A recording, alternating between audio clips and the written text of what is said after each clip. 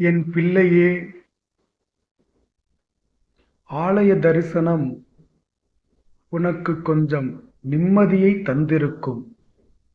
உன் மனசுக்குள் பல கேள்விகள். ஆனாலும் நீ வழிபடும்போது சில நிமிடங்கள் கவலைகளை மறந்து மெய்மறந்து வழிபட்டாய். அந்த சில நிமிடம் உன் மனம் நிம்மதியாக இருந்தது. அது முடிந்த பின் கவலைகள் மீண்டும் ஒட்டிக்கொண்டன உன்னிடம். அதனால்தான் தியானம், நாம ஜபம் குறித்து அடிக்கடி சொல்கிறேன். எப்போது என்னை தியானிக்கிறாயோ அப்போது கவலைகள் உன்னை சோர்வடைய செய்வதில்லை. மற்றொன்றை மீண்டும் நினைவுபடுத்துகின்றேன். நன்றாக பேசிக்கொண்டிருப்பாய்.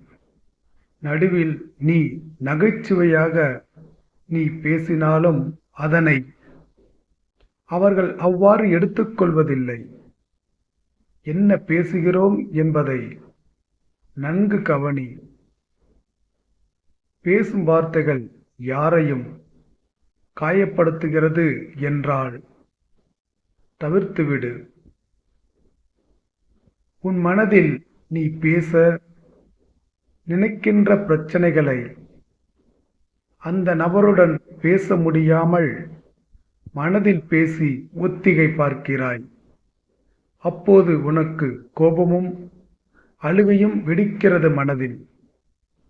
உனக்காக நான் பேசுவேன். உன் பிரச்சனை தீரும். நல்லதே நடக்கும்.